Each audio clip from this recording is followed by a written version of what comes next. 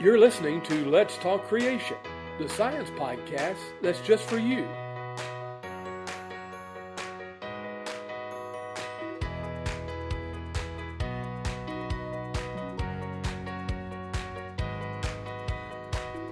Well, hey, we are back for episode 20, believe it or not, of Let's Talk Creation with Paul Garner and Todd Wood. I am Paul Garner. And I am Todd Wood. Now, Todd, we have, I think, a great episode lined up for our listeners today. But before we get into that, we do just want to remind everybody to like and to share and subscribe on whatever platform you're watching or listening to this, on YouTube or any of the other podcast streaming platforms that we're available on. So do remember to do that, and we've got lots of great content coming up, so make sure that you get the notifications.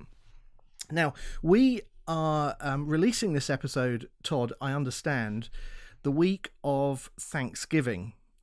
Now, Thanksgiving obviously is something that you guys do in America, and I know absolutely next to nothing about Thanksgiving, apart from the fact that it is the week that the turkeys dread. Yeah. So tell me about Thanksgiving. Yeah, well, it sort of goes back to, the Mayflower coming over here and the Pilgrims. It was sort of a celebration of harvest. And so nowadays it's mostly a time to eat too much. There's usually an insanely large meal, traditionally turkey, sometimes ham, sometimes both. Potatoes, oftentimes sweet potatoes. Pumpkin pie is also quite common. I do love my pumpkin pie. Cranberries, we'll have cranberries. But anyway, yeah. And then there's traditionally some sort of American football game, which is another thing not popular there in the UK. And then the day after is most recently become, the launching day of Christmas shopping here in the U.S. They call it Black Friday because it's the day in which businesses go back in the black after the lean year, right? So they sell an enormous amount of stuff because everybody's trying to buy Christmas presents. And usually there's some insanely good deals to be had, discounts and so forth. It sounds like it's almost as big a deal as Christmas over there, It one of kind the of big sort of is. family occasions. It kind of is. It's kind of odd because you have Thanksgiving and then a month later it's Christmas, and they're kind of very similar sorts of celebrations, except with Christmas you end up getting presents or giving presents. Yeah, so, yeah. And so that's why, we think of sort of the end of the year here in America as the holiday season, because you've got Thanksgiving, you've got Christmas, you've got New Year's Eve, all right in a row. And then January is boring, comparatively speaking. Yeah. Well, I guess I should wish all of my American cousins a very happy Thanksgiving as we sort of launch into this episode. And yeah, we've got an interesting episode lined up. In many ways, this is kind of a prelude to what we hope is going to be an occasional series. We're not quite sure how this is going to pan out, but what we thought it would be good to do is to introduce some guests over the coming months who have they're scholars who've worked on particular scientific research projects, and just invite them on to talk about the research that they're doing as a kind of introduction to, what as creationists we do as scientists and how we go. And we've got some great guests lined up for that. But we thought that as a way of sort of segueing into that occasional series, we ought to have an introductory episode where we think creationism and science, what is creationism? Is it science? Some of our critics would say it's not science. Maybe they'd say it's pseudoscience.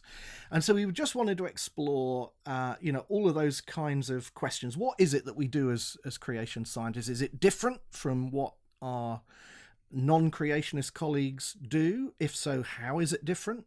How do we integrate our theology and our science? Should we even integrate our theology and our science? So, it's all of those kinds of questions. And I thought, Todd, I know you've been giving this a great deal of thought recently, and I wondered if you could sort of start us off by just telling us what science is? Because that's a really straightforward question, isn't it? Right? Yeah, it's a straightforward question. No problem. Easily answered. Oh, goodness. Yeah. What is science? This has sort of been a question that's been on people's minds for a long time. So the beginning of science, it sort of starts in the 16th century, back in the 1500s. And this is sort of the dawn of modern science. And to understand it, you sort of have to contrast it with the way people had been thinking throughout the Middle Ages. And that was, at least in Western Europe, the idea that, you gain knowledge from people who have knowledge, right?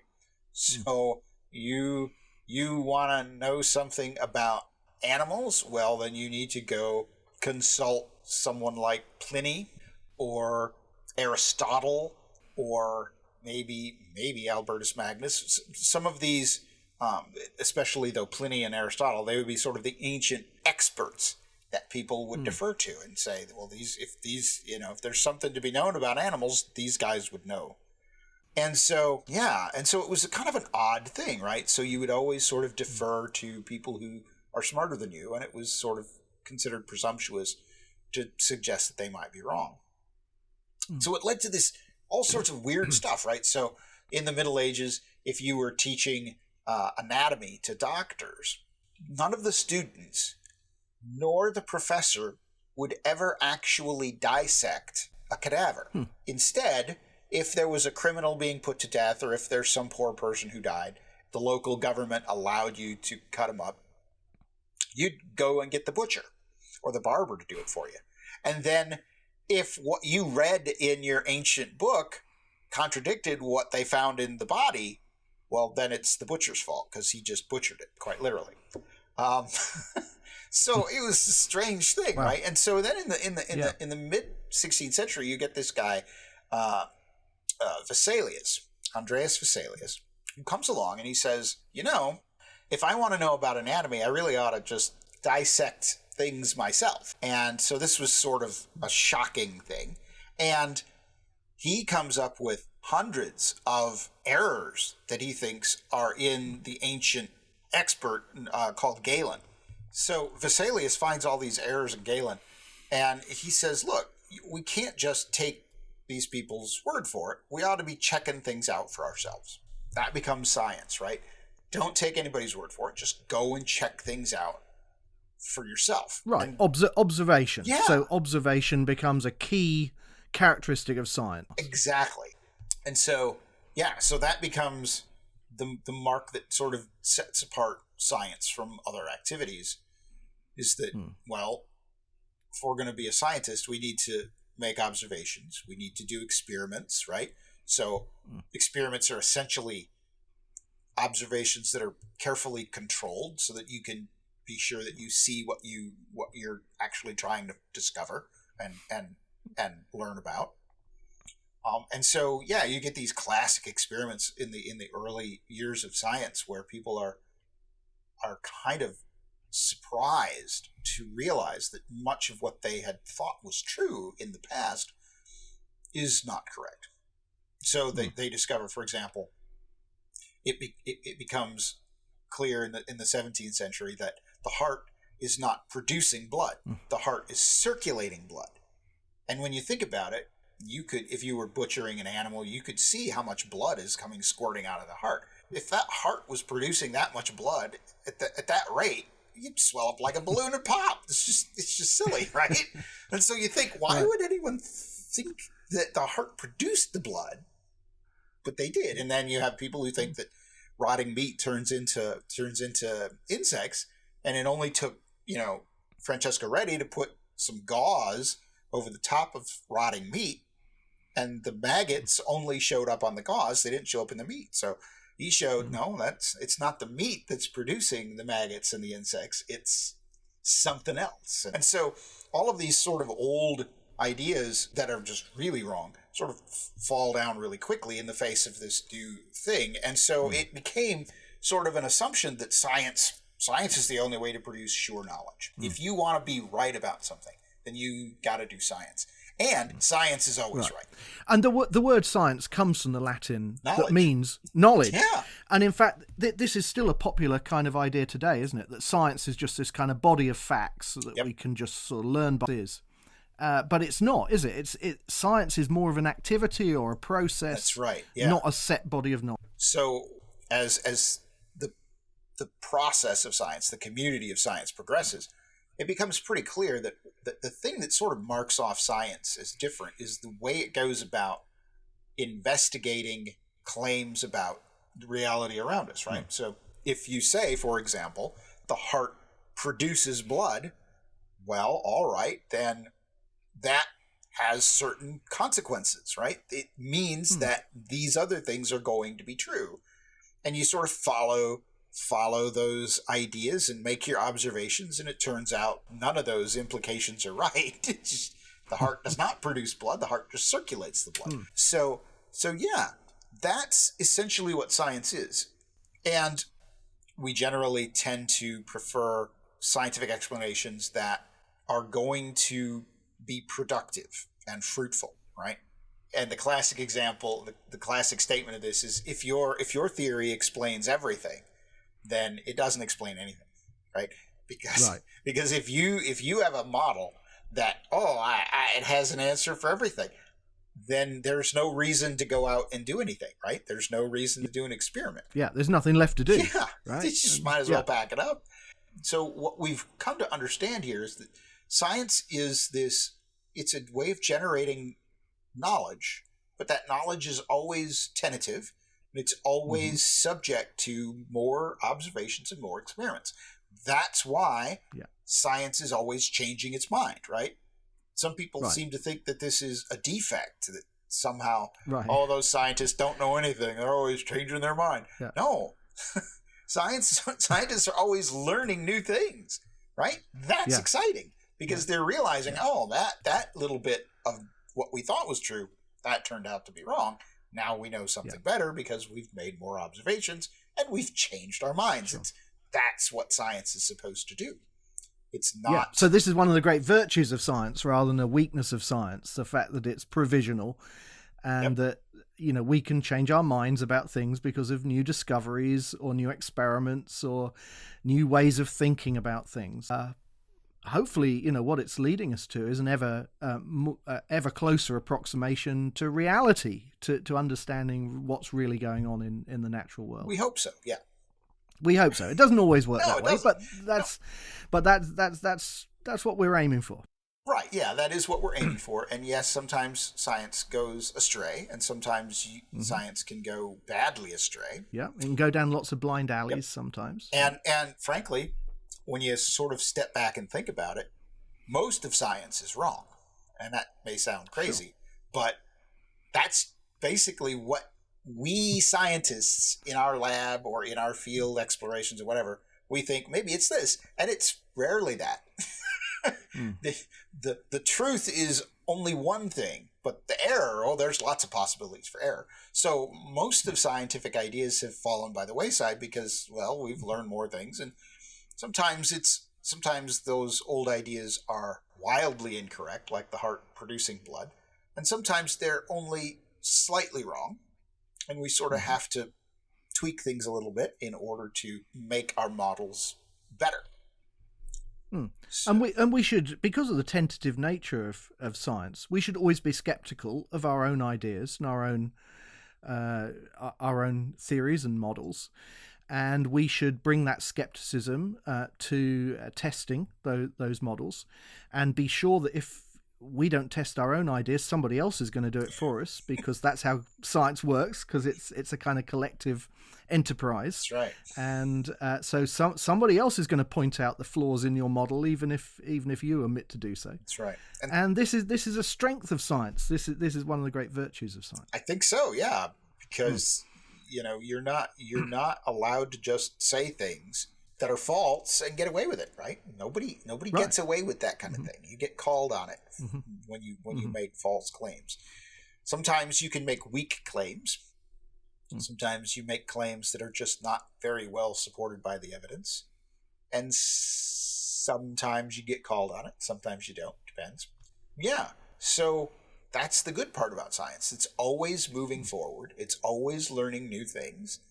And it's always, hopefully, not always, but we hope that it will always get closer to reality, that our conceptions of the way the world works will become closer and closer to the way the world actually works. So, what is science? I think it's a process of experimenting and discovering and proposing explanations and constantly revising those explanations and bringing them closer together. So this kind of leads into another question, which is what then separates science from non-science? Because there are other disciplines that have value and meaning and can be extremely useful in a pragmatic sense, but we don't regard them as there are perhaps other ways of knowing things that are not scientific. Right. So this kind of brings up this entire question of what the philosophers of science have called the demarcation problem. Right. What is it that demarcates science as science and distinct from non-science? And again, this is not a simple, straightforward question as you might imagine. Is that right? That is right.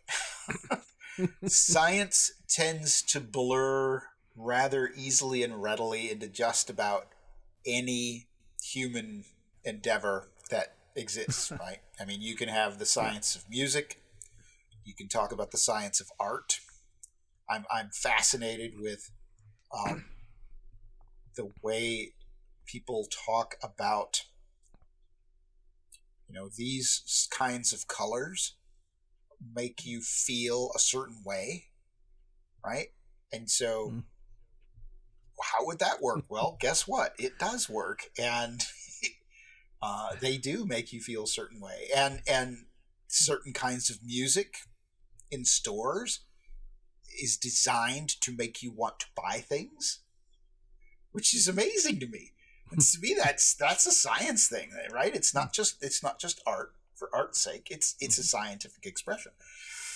So yeah, science blurs into everything. So what sets off what is science from what is not science? So if you, for example, were to look at, say, philosophy, pure philosophy, right? Thinking about, logic and the rules of knowledge and the rules of what things are true and what things cannot be true and that sort of thing. That would be something we would say that's probably not science. It's not based on specific examples. Math is another one, right? 2 + 2 = 4. It doesn't matter if it's 2 apples + 2 oranges or 2 people + 2 goats. 2 + 2 is always 4. It's totally irrelevant. It's completely independent of the actual reality around us. So those sorts of things we would say this is something separate from science. And this has been something that's been on a lot of people's mind, especially here in America, where you have we've had in the past such a fight over what sort of things get to be taught in the science classroom. And Paul, I know we chatted about this briefly previously, that the UK is very different. You guys pray in school and you have Bible lessons and that sort of thing, and it's no big deal. Here, that's a really big deal, right? And the idea that you could have something in science class that is not science is just intolerable, unacceptable. Yeah, it's becoming a bigger deal here. Yeah, I'm sure it is. But it's not the kind of situation that you have in the States, where these things, have been the subject of sort of legal challenges and legal tussles for decades. Yeah, for decades. And we haven't had that kind of situation. Yeah. So here, and you're right. So trying to then sort of mark out what is and is not science has become this very pragmatic thing for a lot of Americans about what you're allowed to do in a science classroom. Right. And of course, usually the motivation is either to try to get creation taught in the science classroom or to exclude it from being taught in the classroom. So this colours how people think about this demarcation problem. It absolutely does. So the legal decisions of the 80s, there's a trial in Arkansas, and there was a trial, a Louisiana trial that went to the Supreme Court. Both of those trials, they basically said, look, science deals only with the natural realm. It does not deal with the supernatural. And so if your idea invokes the supernatural, then your idea is not science. And because creation, by virtue of its appeal to the creator, that must necessarily be supernatural and must necessarily be not science. That criterion has become this overwhelming criteria for distinguishing science from non-science in the United States, or anytime you bring up the idea of origins or evolution or creation. It just suddenly becomes, well, if you deal with the supernatural, that's not science. And I think so is this a facet then, Todd, of this thing that people call methodological naturalism? Yeah, right. So just explain that term then, because that kind of gets bandied around quite often in these discussions about, So, what is and is not science when it comes to origins. Right. So you've got two ways of thinking about it. There's the philosophical naturalist who says there is only physical reality, right? Carl Sagan, famously, the cosmos is all that is, was, or ever will be. That's a statement of philosophical naturalism. There is no supernatural at all. There is only what we can see and observe with our senses. Methodological naturalism is what some people would argue must be a part of science. It is one of the distinctive features of science. And that is the idea that when you are doing your science, you are to go about your science with no appeal to the supernatural, right? So methodological naturalism is different from philosophical naturalism in that it's not making a claim that there is no supernatural. It's simply making a claim that if there is, then that's not science. We can't access that by science. And we can't evaluate it by science, and there you go. So it's slightly different. And so you've got some Christians who would say, yeah, methodological naturalism is good because it makes science accessible. And it's the way God makes things accessible to non-Christians, right? So all of the evidence of creation is available to anyone, anywhere who wants to look at it because of methodological naturalism. So that's basically what that is. Okay, now you and I both have some concerns about methodological naturalism. Yeah. And I want to come back to those maybe in the second half of the podcast today. All right. But I wanted just to sort of explore a little bit more about some of the other criteria as well that are sometimes used to sort of mark out science as unique or different from other realms of knowledge and understanding. One of them is verifiability. So the idea here, and there was a school back in it was founded back in the 1920s called the Logical Positivism sort of movement or school, and really for the logical positivists, they said it's only statements about matters of fact or logic that can truly be regarded as scientific. So these sort of metaphysical claims about what may or may not be transcendent realities, is excluded from the purview of science. And for something to be a matter of fact, it has to be amenable to observation, as we've said. We've already sort of touched on that. So you've got to be able to go out and verify it by looking at the natural world and being able to verify it by your sense experience of the world. Exactly.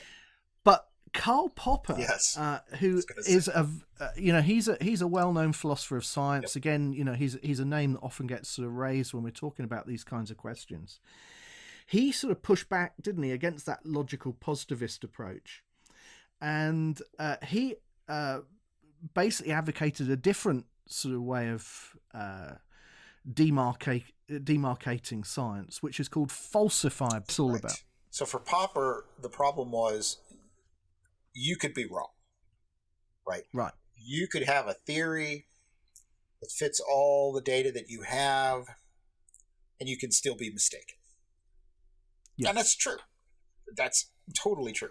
And I know that, in my own background in chemistry, we're dealing with things that are not accessible to my eyes. I cannot see atoms or molecules with my naked eye. I cannot see them with a big microscope. Even if I had a really super giant microscope, it would be hard to see the details of an atom that I think are causing it to do its chemistry. So we have to deal with all this indirect evidence, and sometimes you get it wrong, and that's okay, because that's part of the challenges of science, right? And so Popper said the real trick here is that science theories are risky, right? They're not satisfied with simply making a claim about the data that we have.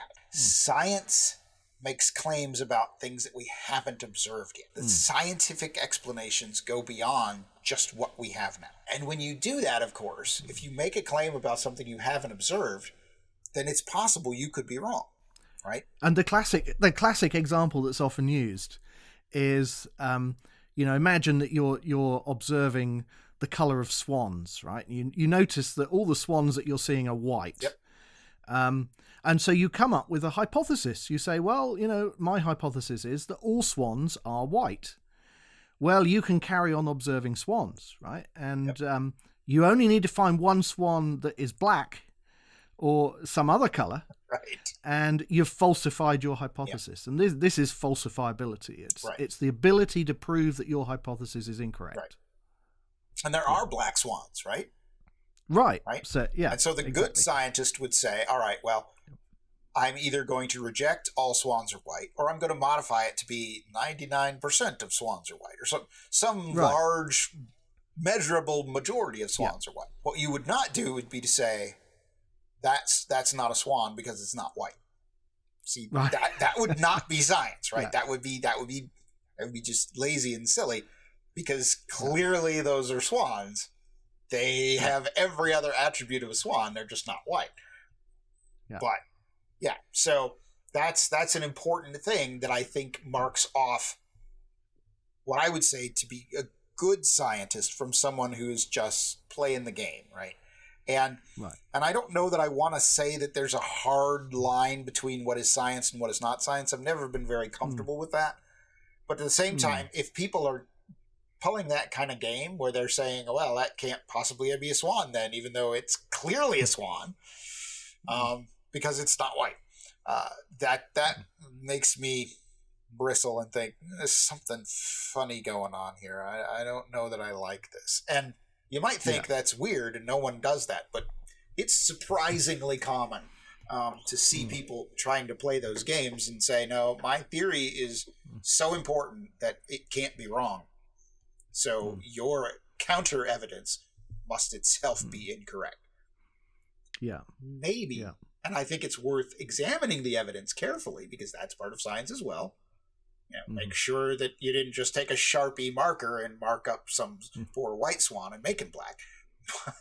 But if you can rule that out and find, this is a genuinely black swan, then it's time to change the model, because it's falsifiable, right? That's one of the key things. The trick with falsifiability, of course, is that there are things in science that are not falsifiable.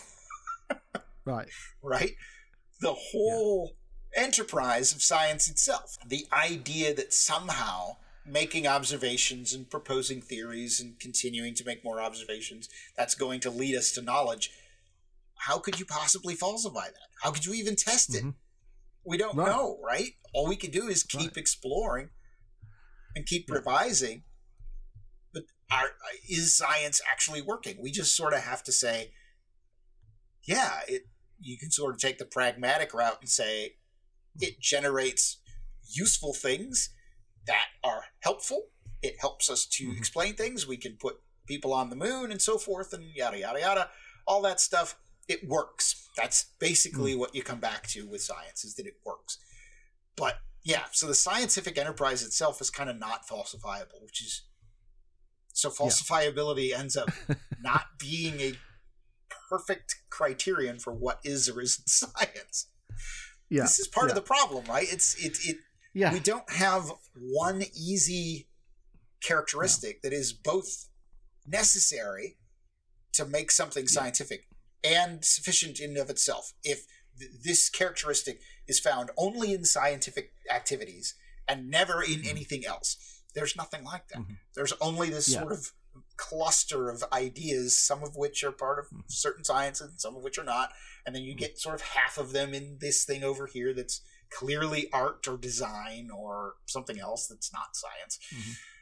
Yeah, it's tricky. So we've kind of talked about observation and verifiability, and we've talked about the appeal to natural causation, and we've talked about falsifiability.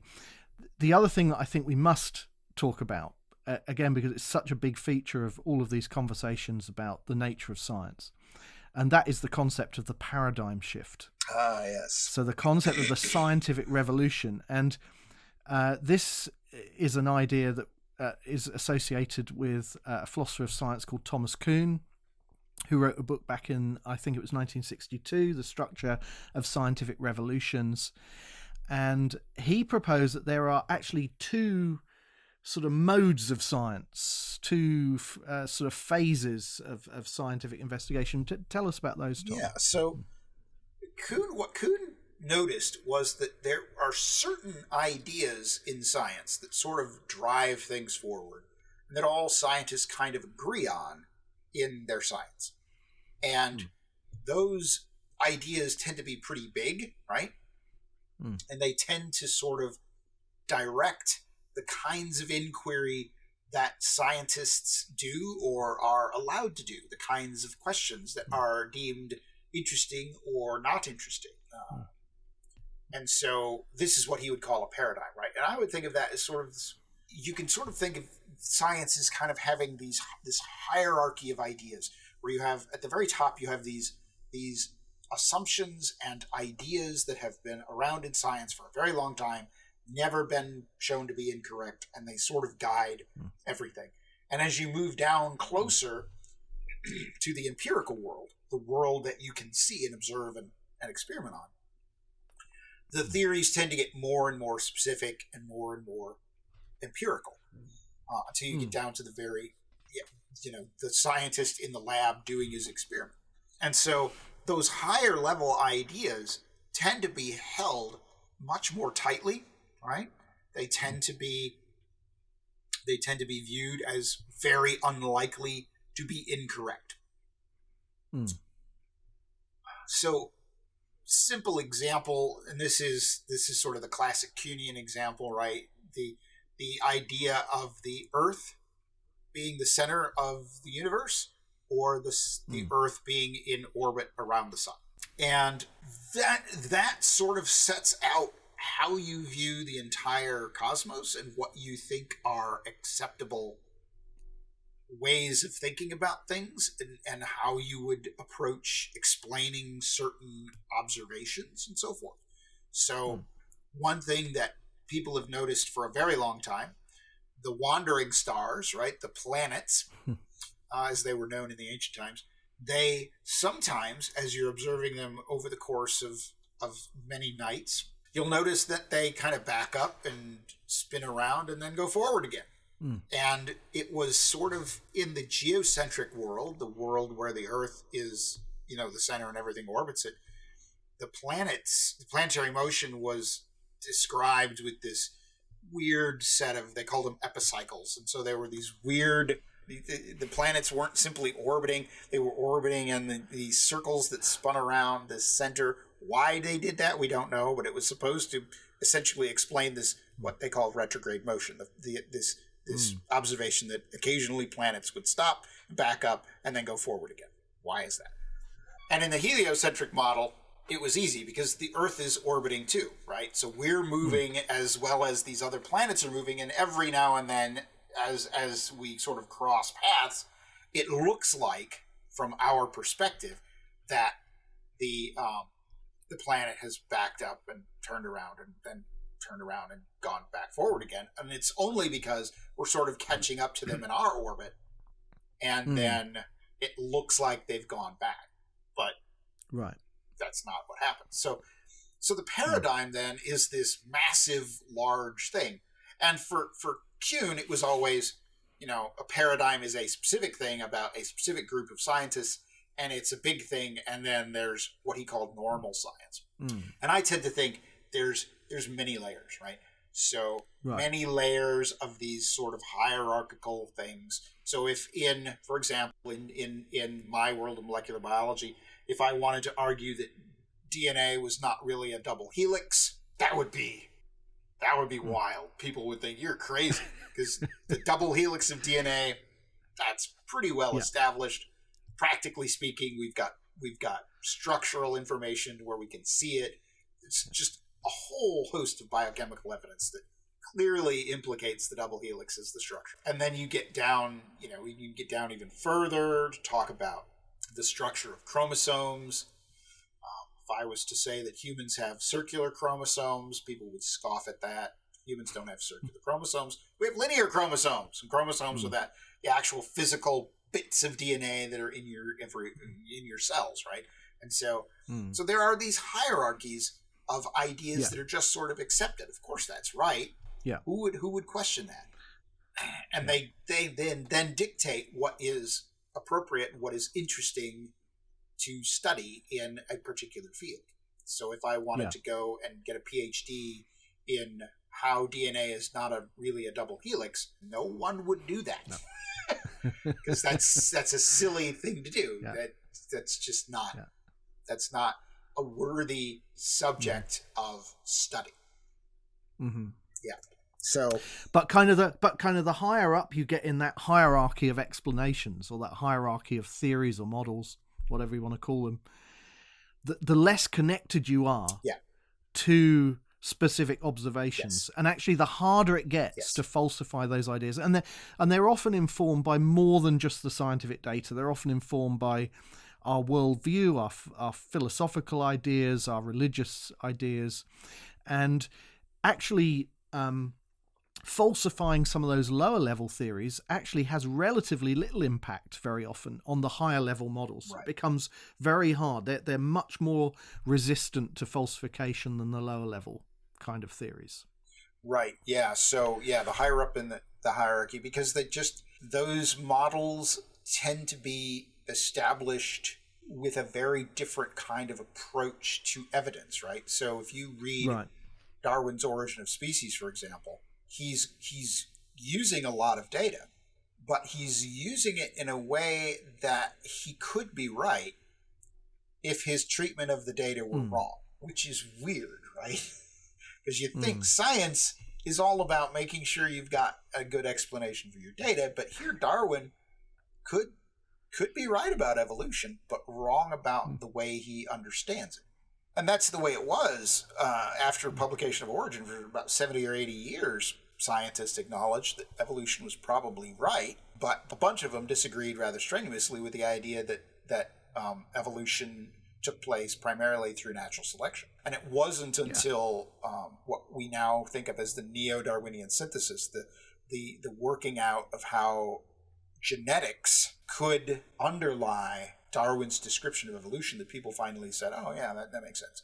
So paradigms are odd, right? So we might look at a paradigm and go, okay, I really like this idea. Physicists often talking about how beautiful or simple things are, right?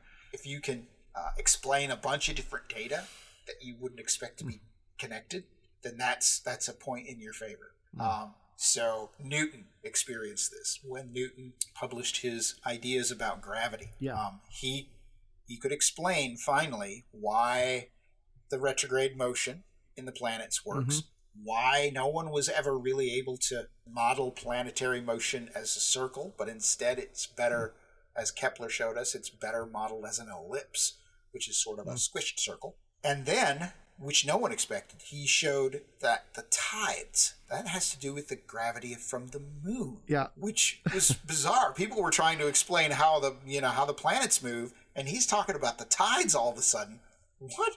Yeah. So it was surprising. And so people said, this is amazing. Newton has done something really amazing. And then you get Edmund Halley, who comes along and says, that comet that shows up every 75 years, it's going to show up again. And this is its orbit, and this is how it works. And sure enough, here it comes. And it was amazing. I mean, he was able to start predicting the motion of comets. And so this is sort of part of what goes into this, thinking about higher level theories that are sort of far away from the data. Halley could have been wrong about Halley's Comet, and Newton could still have been right. Yeah. And the funny thing about Newton is there were problems. Even though everybody flocked to it, there were still problems, open questions. And one of those was the motion of certain planets. And some of it was resolved by discovering additional planets that we didn't know were out there. And so they have impacts on planetary motion. But the motion of Mercury's orbit, that was never solved really satisfyingly until Einstein came along and said, Newton's okay, but relativity is really the way to go. And his model, basically absorbed everything Newton did and then went a little bit further, and suddenly Mercury's orbit makes sense now. So it's a very different way. So, I could go in the lab and say, I'm going to predict that this comet's going to move in this way. And if it doesn't, that doesn't mean Newton's wrong or Einstein is wrong. It just means I made a mistake. So it's a very strange way of thinking about science, but it's really reflective of exactly what it's like. When you get into science, you realize there are ideas that are acceptable, and you're going to benefit by studying those ideas. And there are ideas that are not acceptable, that are silly and out of bounds. You've been listening to Todd and Paul Talk Creation. If you'd like more information on sponsorship opportunities, or maybe you'd like to have a product or book reviewed or discussed on our podcast, please contact us at podcast@coresci.org. That's podcast@coresci.org. Do you have questions regarding the young age creationism model? Well, we've got you covered with a book by podcast's own Paul Garner. His book, The New Creationism, was dubbed the single best book on creation and the flood by filmmakers of Is Genesis History. If you don't already have a copy, be sure to check it out on Amazon today. Now, let's get back to the podcast. This is all extremely helpful and very interesting, and we've kind of explored a lot of what are regarded as sort of major characteristics of science that help to define what we mean by science and what distinguishes it from non-science.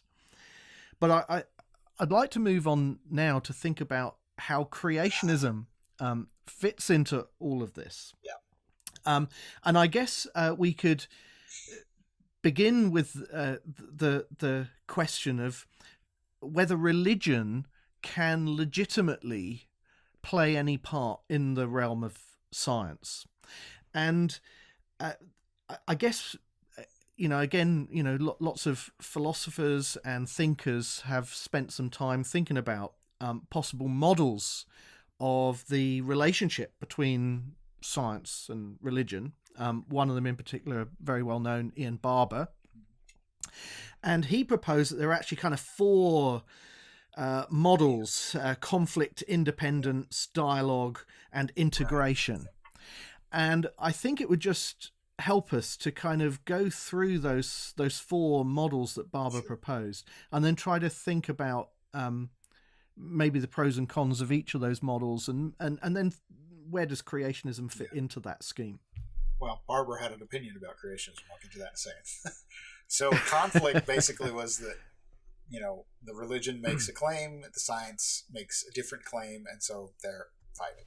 And to use a non-creation example, transubstantiation is the Catholic doctrine that the elements of communion actually become miraculously the body and blood of Christ. So that when Jesus broke the bread and gave it to the disciples and said, "This is my body broken for you," that was literally true.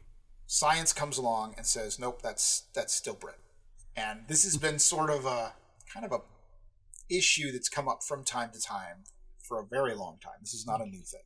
But that would be something where there would be perceived as a conflict. The Catholic priest says, "I have blessed the elements, they are now the body and blood of Christ." And the scientist says, "Nope, there's still wine and crackers," and the end. So that's conflict. Yeah. So in the conflict model, you've just got to make a choice. Yeah.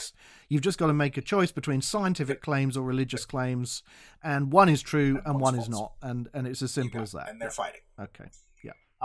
The model of independence is the next one. So independence. So independence is where we just decide we're not going to fight anymore. Classic statement of this, most recently, I would say, would be Stephen Jay Gould's what he called noma, non-overlapping magisteria. The magisterium is a domain of rule, right? It's a place where someone rules. Yep. And then the idea of non-overlapping magisterium, religion has its land to rule over, and science has its land to rule over. And so for Gould, religion is about ethics.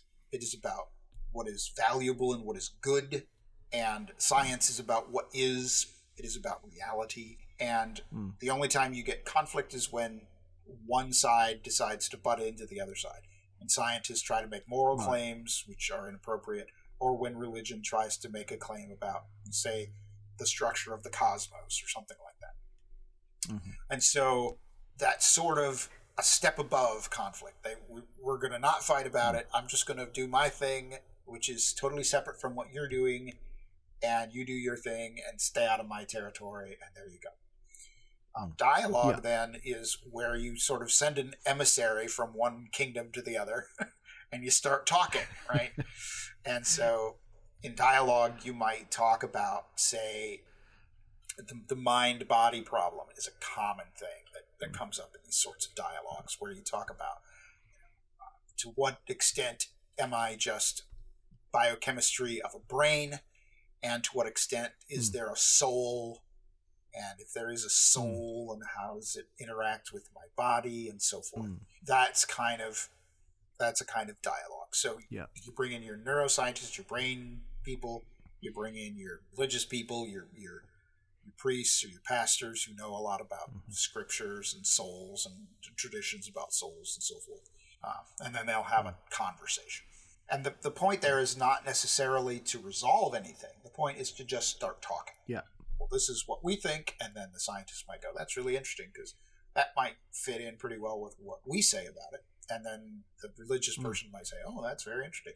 And so it's not, the goal is not to resolve issues. The goal is to simply chat.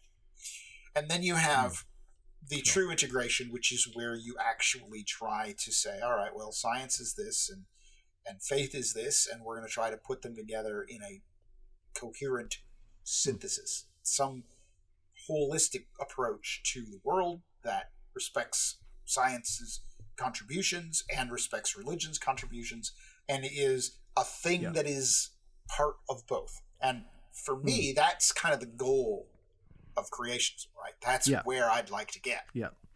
Now, you mentioned earlier Ian Barber had his own view about creationism. Now, I'm guessing that he put it in the conflict category, right? So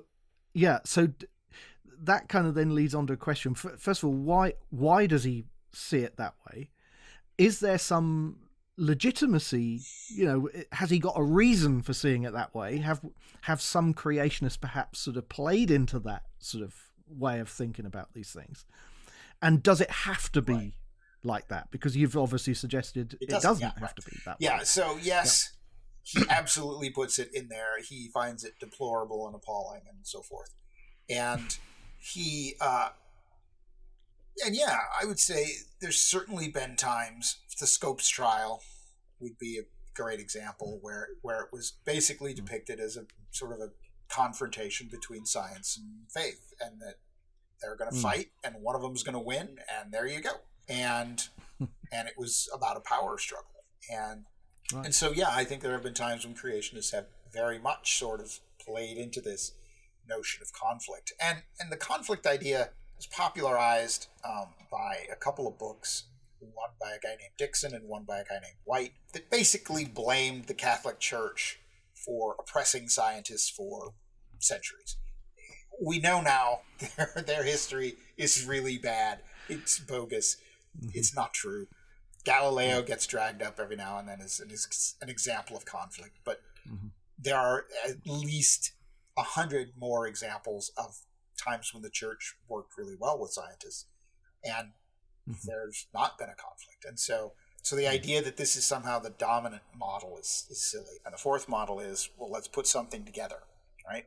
And the goal then would be that fourth model, getting to that place where science and faith are integrated into a whole, which is what I think creationism ought to be striving for. And I think we are, and I think we're making progress towards that. So I am kind of encouraged. But yeah, is creationism science? That's kind of one of those questions that comes up time and again. And I'd say some creationism can very much be science, unquestionably. And some creationism is a lot of hand-waving and silliness and isn't really doing science. And so it's not all one thing. That's the real trick. So teasing out what is, equivalent to somebody putting up a meme on Facebook versus someone who is actually, out there like you, out there at the Grand Canyon collecting samples of rocks to bring them back to the lab and look at them under the microscope. How many did you look at? 300-400, something like that? Yeah, I think we looked at about 400 thin sections, something like that. That we and I don't know how many actual rock samples, but a lot. Yeah, that's not theology. It's just not. That's science. No. And you might think it's terrible science because it's a waste of time because you're trying to prove something stupid from your religion. Yeah. If I put a atheist scientist next to you doing exactly the same things, I couldn't tell the difference, right? Because you're both doing science. So. Yeah. Now this raises an interesting question. Then, is what we do as creationists in any sense different from what our non-creationist colleagues are doing? You've kind of intimated there that at some level, at least, it's actually not different. When creationism is done well, we are we're going out, we're doing field work, we're doing laboratory experiments, we're collecting data, we're analyzing that data using appropriate methods. We're hoping to report our results accurately and properly in peer-reviewed forums.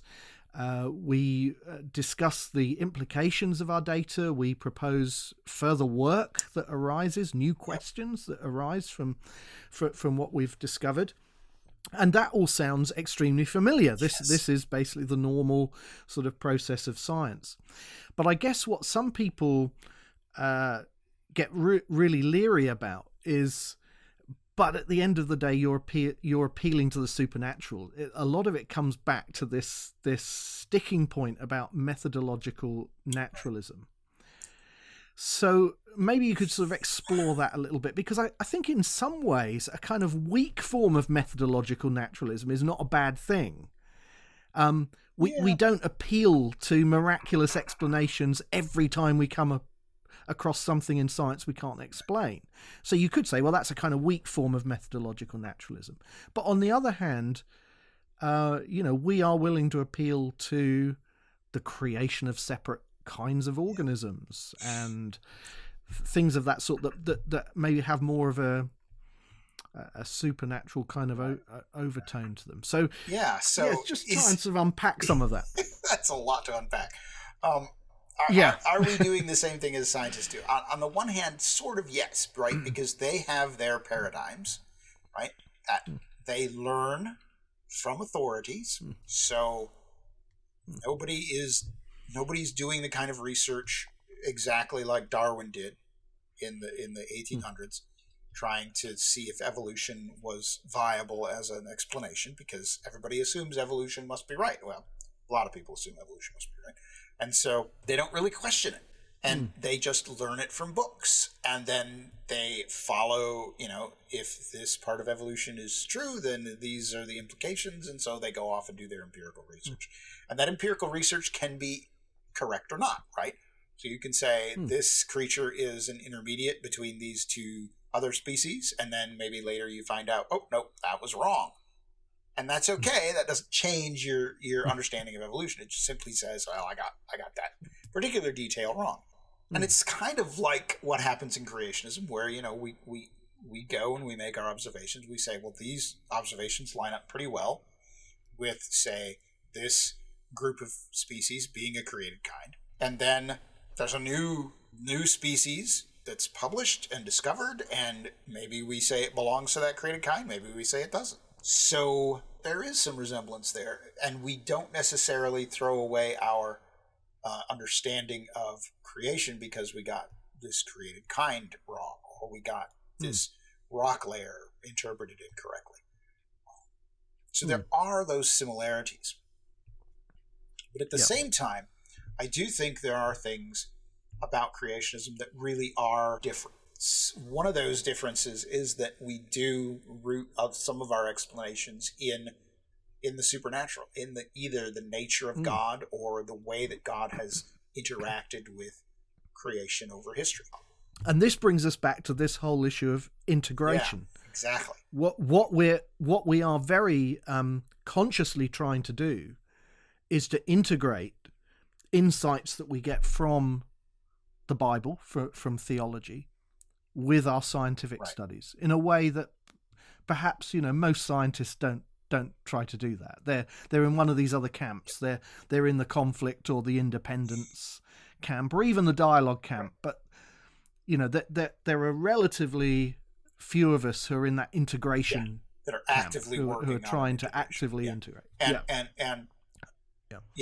would say most scientists are content to think of their religion as a perfectly and totally private thing, and it is totally independent of evidence, whatever their religious opinions might be. Just doesn't have anything to do with their science.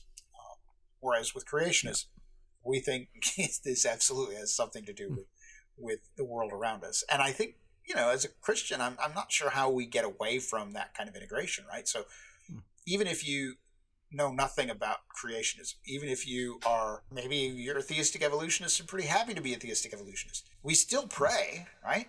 We still pray that God would heal people. We still pray that God would meet needs and so forth. What is the point of doing that if we genuinely think that God does not interfere with our world? I sort of have to have faith in a God that is able and willing to intervene in creation to make certain things happen. So, I don't see how a Christian cannot think that there is some integrated whole.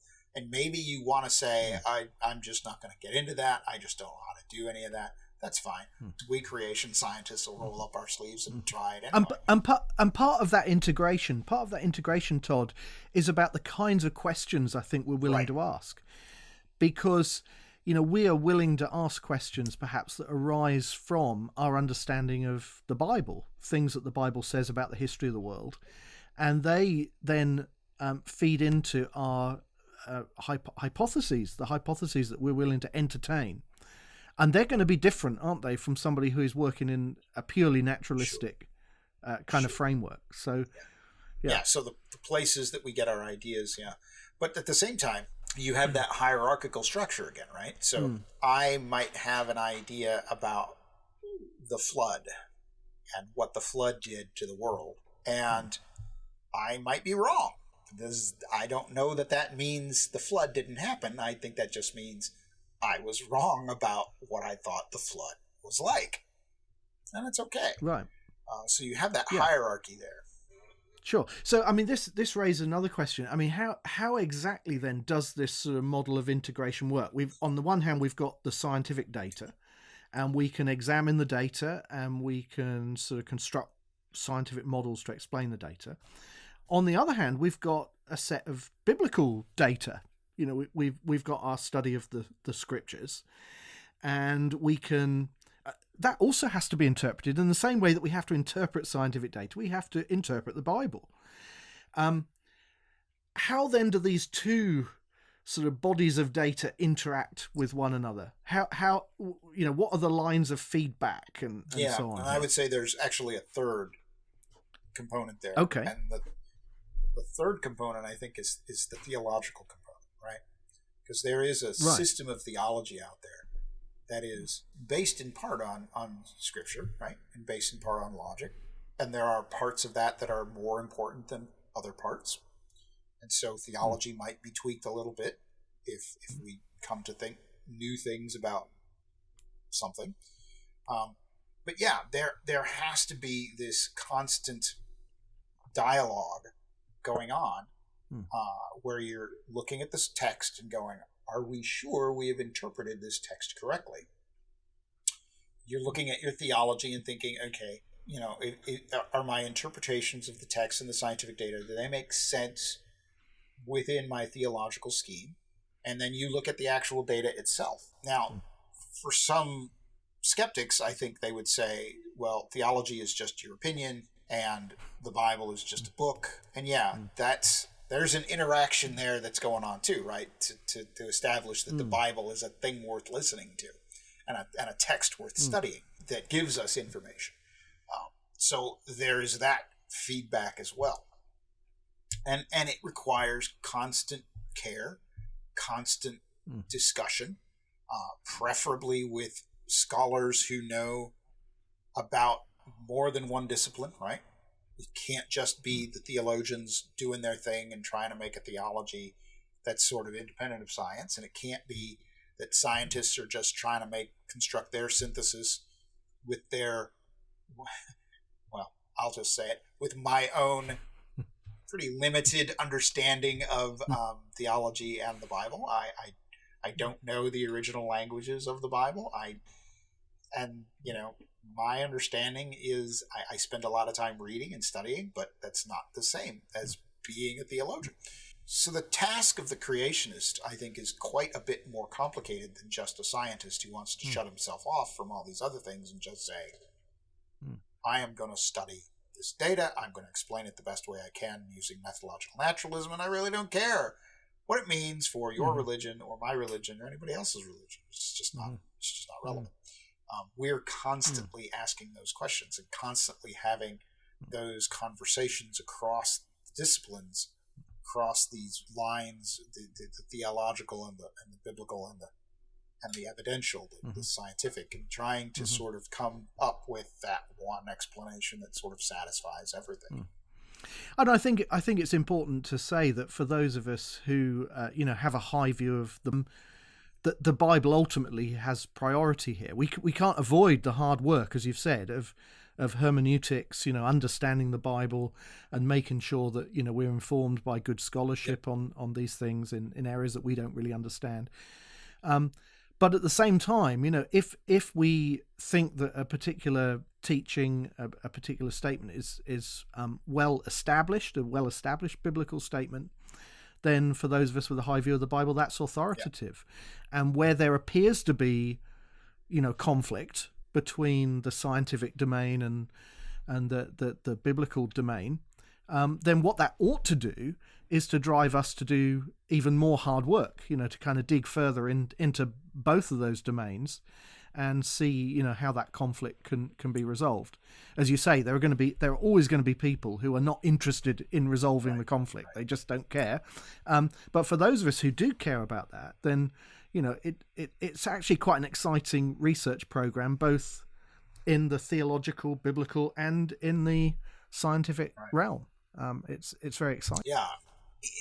Creationists for decades now have been working very hard, certainly throughout my lifetime, working very hard to study carefully the creation and study carefully the data of creation, and to therefore derive some kind of coherent explanation that makes sense theologically, that respects what the scripture actually says, and makes sense of the data.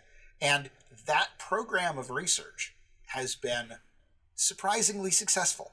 Maybe we shouldn't be surprised, right? Because it just shows that I don't have very much faith in what I say I believe.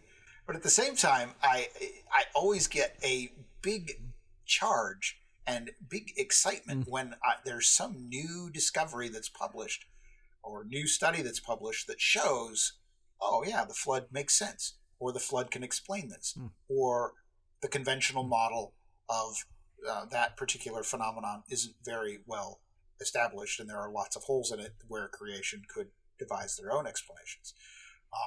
And it happens often enough that it makes creationism. I mean, if you want to call us a pseudoscience, we're the most productive pseudoscience that has ever been. And so yeah, and I think that's worth celebrating. And I think that's another one of those things that are a mark of good science, is that it's productive, it's fruitful, it gives you new ways of looking at things, it brings new knowledge to the table that you didn't have before. And creationism has been doing that for more than 50 years, 60, 70 years now. And people need to know about it, and I don't think they do. And so, no. Hence, let's do a sporadic, intermittent series of podcasts here where we celebrate some of these pretty cool accomplishments of creation researchers as they're looking at God's creation through the eyes and through the lens of, biblical authority and the theology of creationism, and it makes sense, and it's producing amazing results. Yeah, it's very exciting, and it's one of the things that gives, like you say, gives us a real buzz about being involved in creationist research. And we want to encourage other young scholars to get involved, because it's one of the most exciting things they could do. And I'm really looking forward to this sort of occasional series that we've got planned, and hopefully we're going to have some great guests on to talk about specific research projects, and you'll see how productive some of this work really has been, and we want to sort of showcase it and give people a platform here to talk about that. So that's all coming up. We should probably wrap up this particular episode. Do remember that all our streaming platforms that we're available on, and all the show notes are available at coresci.org/podcast. That's coresci.org/podcast. We love hearing from our listeners. So if you have questions or comments or suggestions, then do email us at podcast@coresci.org. Don't forget, as we said at the beginning, to like us on social media or on whatever platform you're listening on. Share our episodes. Make sure you're subscribed. Leave us a positive review. All of those things. Click the little notification bell so that you get notified of future content. All of that really helps to make our content available to more people. And please do consider donating to both of our respective ministries, because every donation, small or large, really does matter a great deal, and we really do appreciate it very, very much. Todd, how do people give to Core Academy of Science? Question. That would be coresci.org/donate. coresci.org/donate. There you will find ways that you can contribute. You can contribute online. You can become a monthly supporter, which I can't tell you how important our monthly supporters are. If you're a monthly supporter of Core Academy, thank you. You can also mail us a check. Our address is there at that website. And it's basically the same for Biblical Creation Trust. So if you go to our website, biblicalcreationtrust.org, there's a donate button on the homepage. That will take you to all of the options for how you can give and support us. Again, as Todd says, we particularly appreciate people who give regularly, because it helps us with our financial planning, gives us some financial stability to be able to continue doing what we're doing and bringing all of this content to you. So we really do appreciate it. And of course, we are coming up very soon towards the year end, and we both want to sort of end the year with our finances in good shape, so that we can go into next year in a strong position. So do remember all of those things, and meanwhile, I hope you enjoy your Thanksgiving. Thank you. Your Thanksgiving dinners. And we'll see you in the next episode. Bye for now. See ya. Thanks for listening to this week's episode of Let's Talk Creation. If you have questions, send them to podcast@coresci.org. That's podcast@coresci.org. And be sure to let your friends know about Let's Talk Creation. And check us out on social media. Thank you.